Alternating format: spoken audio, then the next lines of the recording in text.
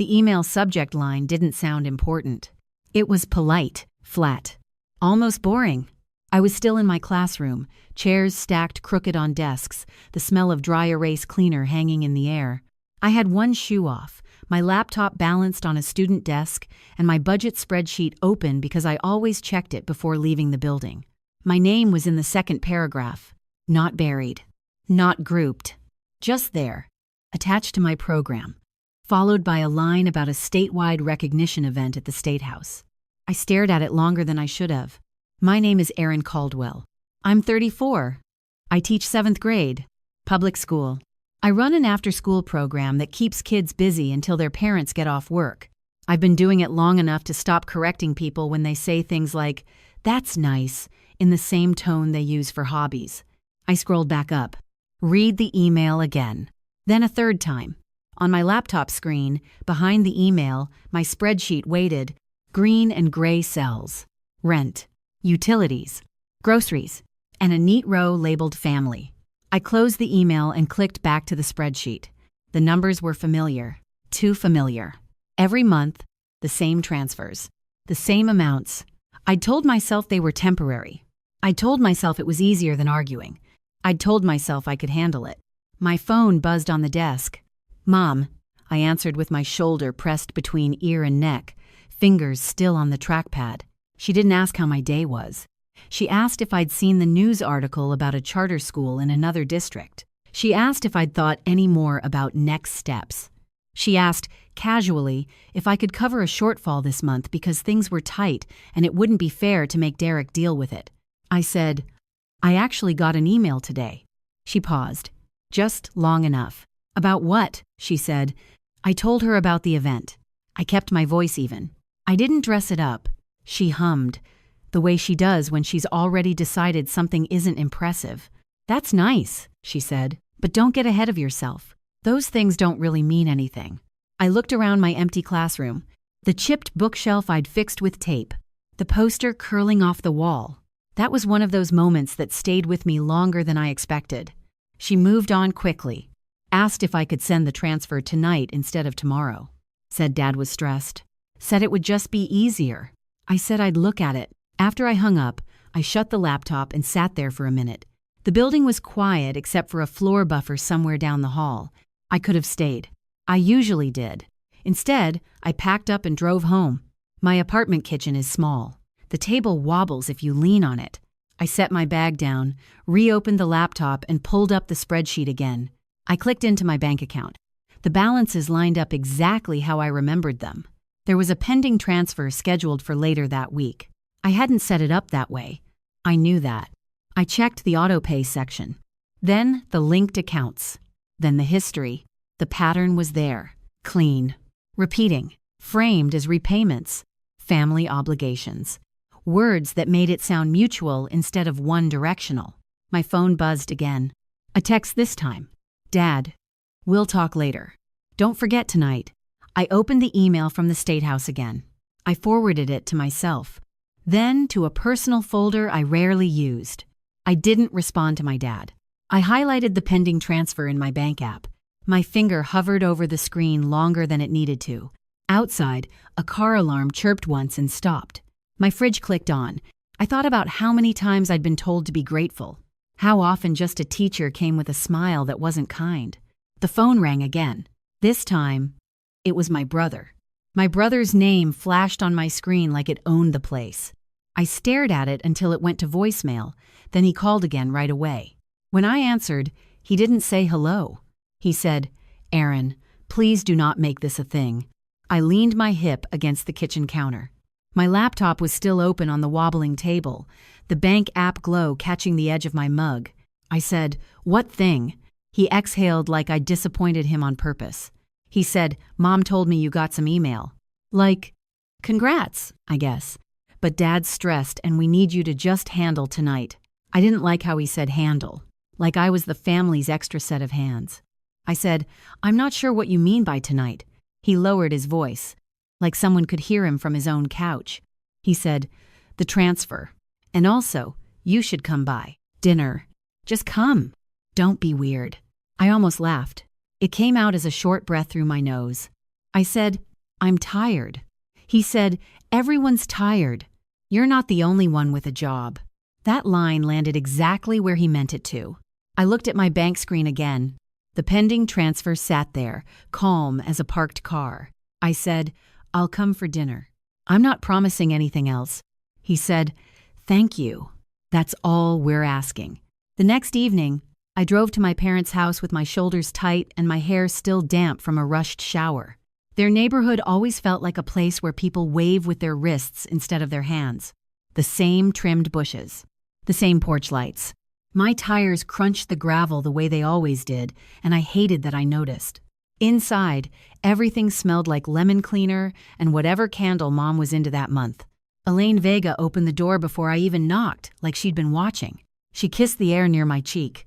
She said, hi, honey. Shoes off. We just had the floors done.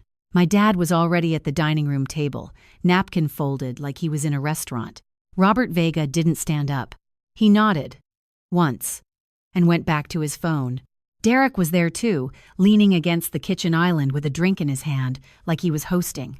Mom had set the table like company was coming, but it was just us. That should have told me something. We ate for a few minutes in that fake calm people use when they're waiting to pounce. Forks clinked. Someone's glass squeaked on the coaster. Then Mom set her fork down carefully and said, so, this teacher thing. I paused with a bite halfway to my mouth. She smiled like she was being gentle. She said, you're smart. You could do more. We just worry you're wasting time on something that doesn't pay. Dad added, it's not a career path. Not the kind that builds anything. Derek jumped in fast. He said, and honestly, Aaron, it puts Mom in an awkward position socially. People ask what you're doing and she's like, well, she's still teaching. Still teaching. Like I'd been stuck in traffic for years. I set my fork down. My fingers pressed into my napkin under the table. I said, I'm not still teaching. I teach. That's my job. Dad didn't look up. He tapped his phone screen twice, then said, we supported you when you needed it. You could at least meet us halfway now. I felt my face get warm. I said, supported me how? Mom blinked slowly. She said, oh, Aaron, don't start counting. Families don't count. There was a silence that stretched, thin and bright. Derek cleared his throat and said, you know what she means. Dad finally looked at me then, eyes flat. He said, you've always been sensitive about this. About being just a teacher. That's on you. My chest tightened, but I didn't argue. I didn't give them the satisfaction of watching me scramble for words. I swallowed, took a small sip of water, and nodded once like I was taking in helpful feedback. Mom's shoulders relaxed, like she thought she'd won. After dinner, she walked me to the entryway and adjusted my coat collar with both hands. She said, we just want what's best, and you need to send that transfer tonight. Your father doesn't need extra stress. I said, I'll look at it when I get home. Her smile held, but her eyes sharpened. She said, Aaron, don't punish us because you're insecure. I drove away with my jaw clenched so hard my teeth ached. At a red light, I pulled up the family group email thread on my phone, the one that started as, can you help us this one time? It had turned into something else. Dad, we've invested enough in this phase of your life. Mom, if you insist on staying in that job, you can contribute like an adult. Derek, it's embarrassing when you act like you're the victim. I scrolled, thumb stiff, reading my own replies. Apologies, explanations, promises. Seeing my own, sure, I can swing it in black and white, made me feel foolish in a way I didn't forget. My phone buzzed as the light turned green. A bank alert. I glanced down for half a second, and my stomach dropped. The transfer wasn't pending anymore. It was gone. I pulled into my apartment lot and left the engine running. The bank alert sat on my lock screen in plain text, like it was proud of itself. Transfer completed. I opened my banking app with my thumb shaking just enough that I mistyped my passcode once. The money was gone. Not pending. Not scheduled. Gone. I sat there in the dark with my seatbelt still on, staring at the number, trying to make it feel less real by looking at it longer. My rent was due soon. My utility bill was lined up behind it. I knew the math without doing it. I went upstairs anyway, like moving would fix something. Inside, I kicked my shoes off, dropped my keys in the bowl by the door, and reopened my laptop on the kitchen table. The table wobbled under my forearms. I steadied it with my knee like I always do. I downloaded the transaction details. Merchant name. Routing. The little note field that always looks harmless until it is not. The note said, repayment. I stared at that word until it felt like a joke someone else was in on. I clicked into the autopay section again, slower this time. I checked every linked account. I checked the device list. I checked the account permissions. There it was. A recurring transfer I did not remember authorizing, set to run like a metronome. It had been created months ago.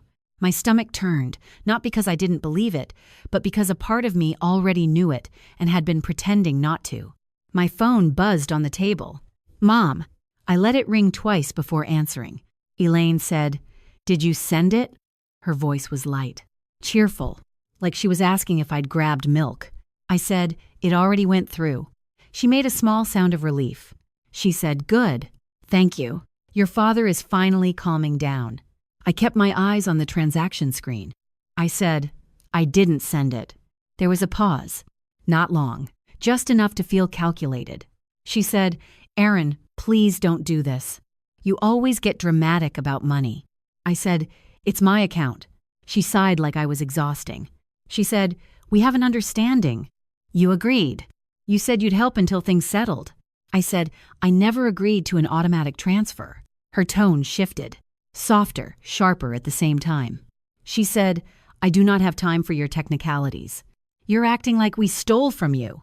I looked at the screen again, at the word repayment, at the date it was created, at the neat repetition. I didn't argue. I didn't raise my voice. I just watched the facts sit there. I said, "I'm going to the bank tomorrow." She laughed once, like it was cute.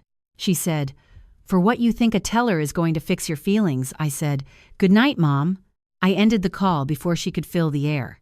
The next morning, I took a personal day without explaining myself to anyone beyond the automated subsystem. I hated doing it, but my brain would not stay in lesson plans. The bank was 10 minutes away. I parked far out because the closer spots were full, then walked in with my laptop in my bag and a thin stack of printed statements I'd made at home. The paper was warm from my printer, edges slightly curled.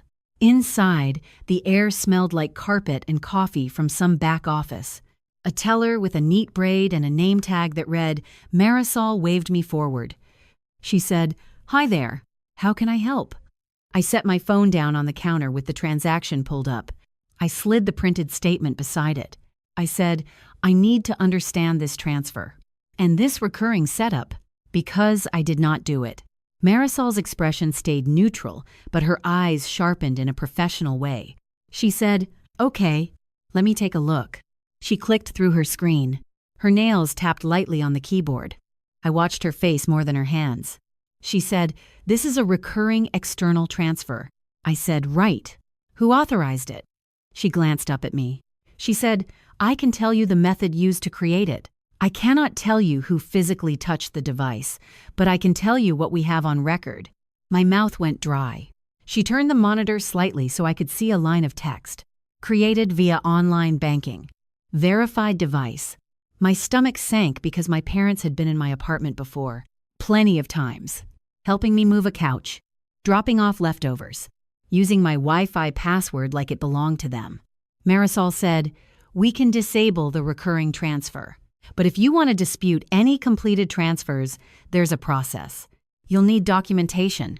I nodded slowly, like my body was trying to catch up. I pulled my laptop out and opened the spreadsheet. The familiar grid made me feel steadier, like a flat surface under my hands. I said, "I have documentation." Marisol's eyes flicked to the screen. She said, "That's good. Printouts help. Screenshots help. Emails help." I thought about the family email thread. I thought about the lines where they tied money to my job.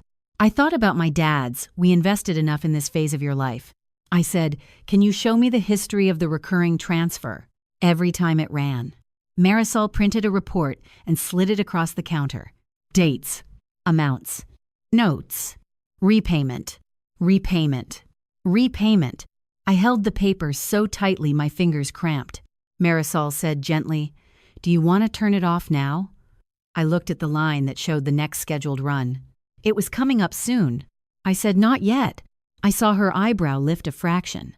I added, I need one more thing first. Because if I turned it off now, the story would change before I had it in my hands. I folded the report into thirds and tucked it into my bag. Then I walked back to my car, sat behind the wheel, and opened my calendar. The State House event email was still in my inbox. My name was still in it. My phone buzzed as I started the engine. A new text from Dad. Dad, we need to talk about your attitude. Tonight. At our house. Dad's text sat there like an order. We need to talk about your attitude. Tonight. At our house. I read it twice, then set my phone face down on the passenger seat. The folded bank report was still in my bag, creased into thirds like it was trying to disappear. I touched the edge of it through the fabric, just to confirm it was real. At home, I opened my laptop on the kitchen table and pulled up the event email again. I reread the lines like they might change. Statewide recognition. Education program spotlight. My name. My school. I forwarded the email to Maya Chen, the only person I trusted to read it without turning it into a weird performance. Maya texted back almost immediately. Maya. Are you kidding? Aaron, this is huge. Maya. Also, are you okay? You sound tight. I stared at the little typing bubble, then typed, I'm fine, and deleted it. I typed, something is off with my family stuff, and left it at that. The next morning, while the kids were doing bell work and the room smelled like pencil shavings and the lemony sanitizer the custodian used, my phone buzzed again. This time, it wasn't my parents. It was an email from an address I didn't recognize at first, with a signature line that made my stomach flip. Office of the Governor. I held my phone low near my desk, thumb scrolling while pretending to check attendance. The message was short, confirming my attendance, confirming my name pronunciation, confirming a brief on-stage moment, confirming the logistics. It ended with a line that felt unreal. Please reply to confirm. My fingers hovered. Across the room, a kid raised his hand and said, Miss Caldwell, can I sharpen my pencil? I nodded automatically, and the pencil sharpener whirred. I waited until the sound stopped, then replied, confirmed, and typed my full name like it mattered. I sat there for a second after I sent it, staring at the sent timestamp. Then my phone rang. Mom. I didn't answer right away. I watched it ring, then let it go quiet. The second it stopped, a text came through. Mom. Call me. Then another. Mom, it's important. I stepped into the hallway between classes. The floor waxed so shiny it made my shoes squeak, and I called her back. Elaine answered on the first ring. She said, Why didn't you pick up? I said, I'm at work. She didn't apologize. She didn't lower her voice. She said, Your father said you've been acting strange. And Derek told me you're being difficult. I leaned my shoulder against the cinder block wall and watched a teacher push a cart of Chromebooks past me. I said, What do you need? There was a beat of silence, like she was deciding how to frame it. Then she said, brighter, So, we heard about the governor thing. My throat tightened. I said, Heard from who? She laughed lightly, like I was silly. She said, It doesn't matter. Your father has connections. People talk. The point is, you should have told us. I didn't correct her about what connections meant. I didn't ask what people. I said, I was going to. She rushed forward. She said, Okay, good. So what time is it? And where is parking? And is there assigned seating? I blinked once. I said, It's an education event. I don't know about seating. She said, Well, you need to find out. We have to look presentable. Your father can't be standing around like a nobody. I held the phone away from my ear for half a second, like distance would soften it. I said, Why are you coming? She sounded genuinely confused by the question. She said, Because it's your thing. We're your parents. The word we hit wrong. I thought about the dining room table. Just a teacher. Waste of time. Families don't count. I said, You told me it didn't mean anything. A pause. Then her voice cooled. She said, Aaron, don't do that. Don't throw things back. I was trying to keep you grounded. Grounded. Like I was a child who'd gotten too excited. I pressed my lips together. I didn't argue. I didn't say anything. On the other end, she waited. The silence stretched long enough that I heard her breathe. Finally, she said, "Hello," I said. "I have to go." She softened again instantly. She said, "Wait, just send me the details. And tell me what you're wearing. And make sure your hair looks nice. This could be good for the family." I ended the call without agreeing. After school, I sat in my classroom with the lights off except for my desk lamp and opened my spreadsheet again. The green and gray cells looked calm, like they always did, even when my chest didn't. I added a new tab, Event. I typed the address, the time, the contact name from the governor's office, Sam Ortiz. Then I typed another line underneath, Recurring transfer, created via verified device. My hands were steady, but my jaw was tight. My phone buzzed. A message from Mom, this time with a photo attached. It was a screenshot of the governor's event page, my name visible, circled in red like a trophy. "Mom, send me a picture of you. I want to post something sweet before we go." The morning of the event, I stood in my apartment bathroom with the sink running, staring at my own face like it might give me a better plan. My hair was still damp at the ends. I wore the one blazer that made me look like I belonged in places with marble floors. It smelled faintly like the cedar block I kept in my closet. On the kitchen table, my laptop was open. The spreadsheet tab labeled Event sat beside the tab labeled Family. I printed the State House email and the bank report again. Not because I planned to show anyone, but because paper feels harder to rewrite.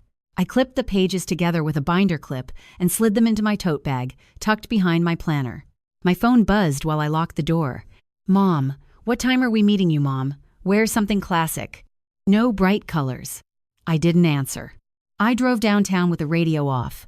The city felt different that day. More police lights. More barriers. More people in nicer shoes. Parking was a mess. I ended up in a garage a few blocks away, walking past a line of people who looked like they'd been told exactly how to stand. The State House entrance was all polished stone and security tables. A metal detector. A tray for my bag. A guard nodded toward my tote. He said, "Laptop out." I took it out. Then I hesitated, fingers touching the binder clip inside. I pulled the clipped papers too, set them in the tray, and watched them slide away from me on the conveyor belt. The guard glanced at the stack. He said, "You got homework." I forced a small smile. I said, "Something like that." Inside, the event space was bright and cold. Rows of chairs. A small stage. A podium with the state seal. People wearing name tags clustered in little knots, laughing too loudly. I checked in at a table and got a lanyard with my name printed cleanly. Aaron Caldwell. Seeing it on plastic made my throat tighten. It was such a simple thing, but it felt official in a way my parents never let it be. A man with a clipboard approached. He said, "Miss Caldwell." I turned. He was younger than I expected, with a tight haircut and the kind of calm that comes from managing schedules. He said, "Sam Ortiz, Governor's Office. Quick check. Your name pronunciation is still Carewell," I said. "Yes." He nodded and said, "Great. You'll be called up after the Literacy Initiative segment. When you hear your name, just come up the stairs on the left. Someone will guide you." I said, "Okay." He glanced at my lanyard, then at my face, like he was matching me to a list. He said, "Thanks for being here. We've heard good things." Before I could answer, he was already moving away. I stood there for a second, hands gripping the strap of my tote, and took a slow breath. Then I heard my mother's voice.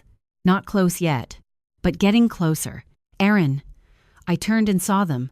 Elaine looked like she'd been styled for a holiday card. Pearl earrings, hair smooth, lipstick that didn't smudge. My dad wore a suit that fit him like he'd been waiting years to wear it for me. Derek was between them, smiling like a politician. Mom crossed the space fast and reached for my shoulders. She said, loud enough for people to hear, "There she is, our girl." My body went rigid before I could stop it. Dad shook my hand instead of hugging me. He said, "You look fine." Mom pulled her phone out immediately. She said, "Okay, stand right here. We need a picture." "Just a quick one." I didn't move. I watched a woman in a navy dress nearby glance over, then look away politely. I said, "Not right now." Mom's smile froze. "Just for a flicker." She said, Aaron, don't be difficult. This is a special day. Derek leaned in and lowered his voice like he was doing me a favor. He said, just do it. It'll make them happy. You know how they get. I looked at his hand on my arm. It wasn't tight. It wasn't violent. It was still a claim. I stepped back, just enough to break contact. I said, I'm here to listen. I'm not doing photos. Mom's eyes flashed. Then she turned her smile back on, brighter than before. She said to my dad, she's nervous. It's cute. We took seats. They sat with me like it was always the plan. Mom kept whispering little comments about people's outfits, about the room, about who she recognized. Dad checked his phone like the whole thing was a meeting. When the governor walked in, the room shifted. People straightened. Cameras lifted. The program started. Speeches. Applause. A segment about reading scores and partnerships. My palms sweated against my tote strap. Then the governor stepped back to the podium, looked down at a card, and said something about teachers who stay late, who run programs that keep kids safe, who don't get headlines. My stomach tightened. He said, and today, we want to recognize someone who's been doing exactly that in Columbus. I heard my mom's breath catch like she was preparing for a spotlight she thought belonged to her. The governor looked up. He said, clearly, Aaron Caldwell. For a split second, the sound didn't connect to my body. Then heads turned. Chairs creaked. A few people clapped before the rest caught up. I stood, knees stiff, and stepped into the aisle. I didn't look at my parents at first, but when I reached the stairs to the stage, I glanced back. My mother's phone was already up. My father's expression had changed into something careful, and Derek was staring at me like he'd never seen me before. The stage steps felt steeper than they looked from my seat. Someone in a headset met me at the top and pointed me toward the governor. The lights made the room blur at the edges, like I was standing inside a camera flash. The governor shook my hand and held it a beat longer than necessary for the cameras. He said, "Thank you for what you do." I said, "Thank you for seeing it." My voice came out steady, which surprised me. A photographer snapped a few shots. The applause swelled and faded. The governor handed me a framed certificate that was heavier than it should have been, glass catching the overhead lights. I walked back down the stairs, certificate tucked against my ribs, careful not to trip. When I reached my row, Mom was already halfway out of her seat.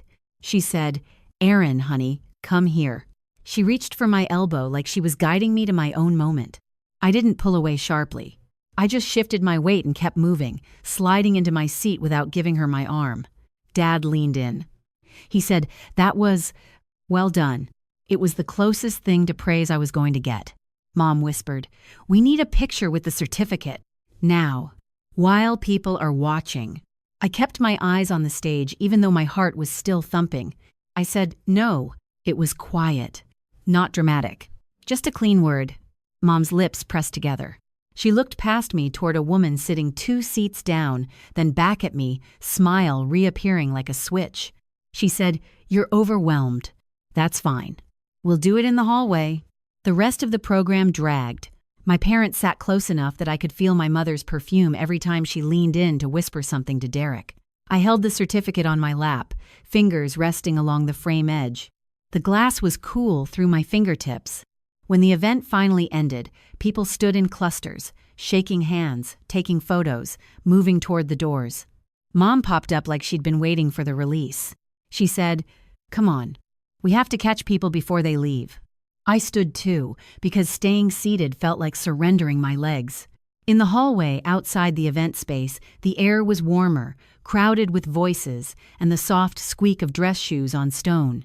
A staffer in a blazer guided groups toward an area set up for photos. I could see a backdrop with the state seal. A small line forming. Mom's eyes lit up. She said, "Perfect." She stepped toward the line, then realized I wasn't moving. She turned back, smile tight. She said, "Aaron, now." I adjusted my grip on the tote bag strap. The binder clipped papers inside bumped my hip with each small shift of my weight. I said, "I'm not doing that." Mom's smile didn't drop, but her voice lowered. She said, "Do you understand how this looks?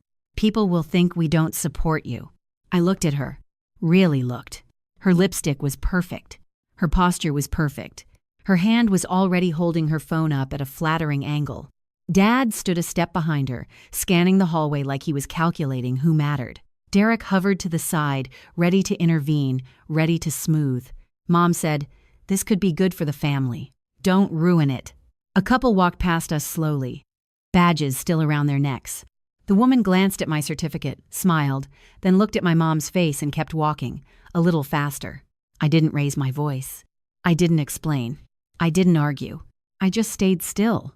Mom's eyes flicked, tracking the couple, then back to me. She said, "Aaron." I said, "No." Dad's expression hardened. He said, "You're making a scene." I looked around the hallway. No one was shouting. No one was pointing. The only scene was the one they wanted to manufacture. I said, "I'm going to head out." Mom stepped closer and reached for my forearm. Her nails were manicured. The grip was light, but it landed like ownership. I took one step back. Not fast, not aggressive, just enough to break contact without touching her. I said, "Please don't." For the first time, her smile slipped all the way. She hissed, "After everything we've done." Derek jumped in, voice too friendly. He said, "Aaron, come on. One photo. You're being stubborn for no reason." I turned my head toward him. I said, "I'm not doing it." Then I looked at my dad. I said, "I'll talk to you later." I walked away before they could keep pulling at me. My shoes clicked on the stone floor, and I could feel my pulse in my ears. Behind me, I heard my mom say my name again, louder, like volume could rewrite my boundary. I didn't turn. Outside, the winter air hit my face and made my eyes water. I stood on the steps for a second, clutching the certificate, breathing like I'd just run. My phone buzzed. Dad. I didn't answer. Then Mom. Then Derek. 3 calls in a row, like they were trying to outlast my silence. I slid the phone into my coat pocket and walked toward the garage. By the time I got to my apartment, it was dark. I set the certificate on the kitchen table like it was fragile, then took my tote bag off and pulled out the binder-clipped papers. I lined them up beside my laptop. The bank report, the spreadsheet printout, the event email. My hands were steady again. My phone buzzed with a new message from Mom. "Mom, you are not going to embarrass us like this." I opened my laptop and clicked into my online banking settings. and the screen asked me to confirm my identity again. It felt almost insulting, like the bank was making sure I was really me before letting me protect my own money. I typed the code from the text message. My fingers didn't shake. That surprised me too. The recurring transfer was listed under external payments, labeled with the same name I'd seen in the transaction notes. The same routing numbers, the same calm little schedule. Weekly. Like it had rights. I hit disable. A warning popped up about future payments being canceled. I read it twice, then clicked confirm. My laptop fan kicked on. The kitchen light buzzed faintly above me. I could hear my upstairs neighbor's TV through the ceiling, something laugh-tracky and distant. My phone buzzed again. "Derek, seriously, Aaron, call Mom. You're making Dad furious." I didn't answer. I went through every auto-pay line item like I was cleaning out a drawer. Gym, streaming, utilities. Everything that was mine was fine. Then I saw it. A family auto-pay connected to an account I didn't recognize. A small amount compared to the transfer, but it hit me harder because it meant they'd gotten comfortable. I clicked details. The payee name was something bland, like a placeholder, the kind of thing you'd never question if you weren't looking for it. I canceled it too. Then I changed my banking password, then my email password. Then I went into my phone settings and changed the passcode I'd used for years because it was easy to remember. I kept thinking about the line on the bank screen. Verified device. I walked to my bedroom and pulled open my nightstand drawer. I found the little notepad I use for random lists, grocery items, seating charts, the kind of life stuff nobody else sees. I wrote 3 lines, slow and neat. No more automatic transfers. All requests in writing. No replies to guilt calls. It wasn't poetic. It was just true. My phone started ringing again. "Mom!" I let it ring out. Then Dad. Then Mom again.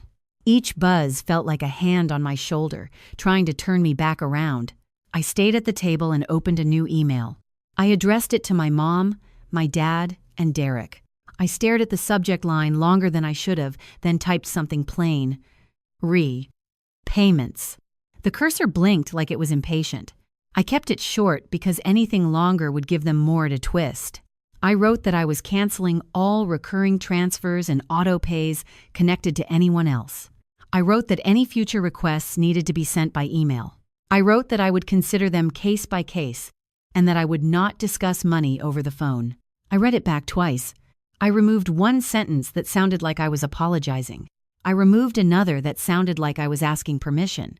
Then I hit send. The whoosh sound didn't make me feel powerful. It just made me feel like I'd finally stopped bleeding. My phone rang immediately. Dad. I didn't answer. A voicemail notification popped up a minute later. Then another. I didn't listen yet. I stood up and went to my front door, slid the deadbolt, then checked the little chain even though I never used it. My hands moved like I was preparing for a storm, not a conversation. I walked back to the table and opened my spreadsheet. I added a note beside the family line. Canceled. I adjusted my rent number. I adjusted my grocery budget. I stared at the totals until my eyes blurred, then blinked hard and looked away. My phone buzzed with a text from Mom. Mom, this is cruel. After the governor thing, we were finally proud, and you do this. Proud. Like it was a switch they could flip on when the room had cameras. Another text came through, this one from Derek. Derek, if you don't fix this, Dad's going to tell everyone you're unstable. You know how it'll look. I pictured my principal's face. Tara Nichols in the front office. The careful way school rumors move, like smoke under a door. I didn't respond. I opened the voicemail from Dad, put it on speaker, and set the phone face up on the table beside the binder-clipped papers. Robert's voice filled my kitchen, too loud in my small space. He said, "You want to act like a martyr? Fine. But you don't get to take from this family and then punish us." He paused, like he expected my silence to interrupt him. He said, "If you don't come over tonight and apologize to your mother, we're done. Do you hear me? Done." The message ended with a click. I sat there for a minute with my palms flat on the table, feeling the wobble under my hands like a heartbeat. I didn't cry. I didn't call Maya. I didn't draft a speech. I opened my calendar and looked at tomorrow's lesson plan. Vocabulary quiz. Group work. The normal life I'd built without their approval. Another voicemail came in, this time from Mom, and I didn't listen. A few hours later, the call stopped. The quiet felt suspicious, like the pause before someone tries a different door. Near midnight, when I was already in bed and the room was dark, except for the streetlight slicing through my blinds, my phone buzzed again. Unknown number. A voicemail icon appeared. I listened to the unknown voicemail the next morning while my coffee went cold on the counter. The voice was calm, professional, a little too careful. It was Tara Nichols, our district administrator. She said she'd received a call late the night before. She didn't name who made it. She didn't need to. She said she wanted to check in. She said there were no concerns about my performance. She said she just wanted to document that we'd spoken. I called her back from my car before driving to school. The engine idled. The steering wheel felt cool under my hands. I said, "I'm happy to talk." Her tone stayed even. She said, "Someone suggested you might be under personal stress that could affect your work. I don't see that. But I need to note the conversation. I didn't defend myself. I didn't explain my family. I said, I'm stable. My work hasn't changed." She said, "That's what I see too." Then she added, "If anything does come up, bring it to me directly, not through other channels." I thanked her and hung up. At school, the day moved, like it always did. Kids complained about the quiz. Someone spilled a pencil cup. The bell rang too loud. During lunch, Maya slid into the chair across from me and raised an eyebrow. She said, "So, I saw the governor photos." I smiled before I could stop myself. I said, "Yeah." She leaned in. She said, "Your mom looked intense." I laughed once, short and surprised. I said, "That tracks." The rest of the week passed without any more calls. No texts. No emails. The silence felt heavy at first, then slowly less sharp. On Friday afternoon, I stayed late to finish grading. The sun slanted through the classroom windows, catching dust in the air. I stacked papers, straightened desks, erased the board. When I got home, there was a large envelope leaning against my apartment door. My name was typed neatly on the front. Inside was a copy of my parents' utility bill and a short note in my mother's handwriting. It said they were returning what I'd sent recently and that they hoped I'd calm down soon. No apology. No acknowledgement. Just a check paper clipped to the bill. I sat at the kitchen table with the envelope open and stared at it for a long time. That was when it finally hit me that the money had always been the leash, not the help. I picked up my phone and opened my banking app. I didn't deposit the check. I scanned it, saved it to a folder labeled Documentation, and put the original back in the envelope. I slid the envelope into a drawer with the binder clipped papers. Then I closed the drawer. That night, I laid out my clothes for Monday, packed my bag, printed fresh copies of next week's lesson plan. Before bed, I opened my email one last time. There was a new message from an unfamiliar address. It was short. It said, "We'd like to invite you to speak briefly about your program at an upcoming education roundtable." I didn't reply right away. I shut the laptop, turned off the light, and stood in the quiet of my apartment, listening to the building settle. My phone buzzed once on the table. A message from Mom. I didn't open it.